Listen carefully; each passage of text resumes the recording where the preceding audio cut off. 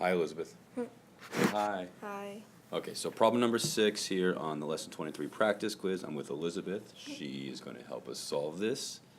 So our first step is we want to group factors together that have something in common. So I look at 4x squared, and I look at the minus or negative 8x, and I see they both have an x in common and they both have a 4 in common. So we'll write them together. So we'll rearrange them.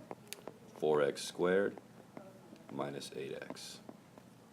And I'll group them in a set of parentheses. And that leaves 8y minus 4xy. So looking at the first set of parentheses in red, what factors do they share? What are their common factors? 4x. 4 and x, good. So we will factor out 4x. And when I factor out 4x, what is that going to leave in the set of parentheses? X minus. X minus 2. 2, good.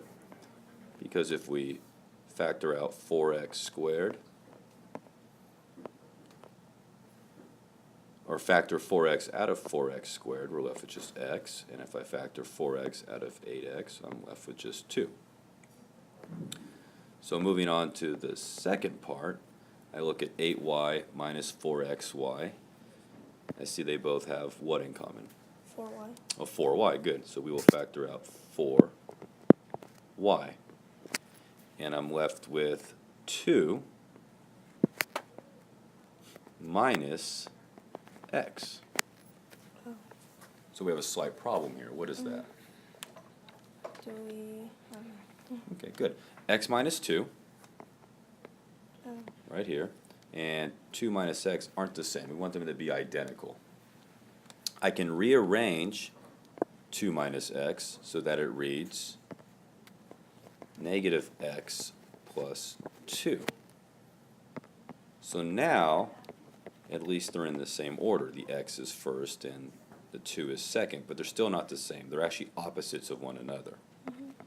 So how can I make them the same? Any idea? You. I don't know. You maybe like this one. Yeah. We can factor out a negative 1. So I'm going to take a negative out of negative x and a negative out of positive 2. And when I factor out a negative 1, I'm left with 4x times x minus 2 minus 4y, because I factored out a negative 1, and now these become opposites. Instead of a minus x, it's a positive x. Instead of a positive 2, it's a minus 2. And now they're identical, x minus 2 and x minus 2.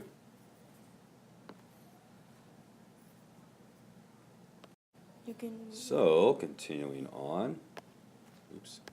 Good, there we go. Let's make that smaller there. And we'll shrink that there. I factor out the x minus 2. And I'm left with 4x minus 4y.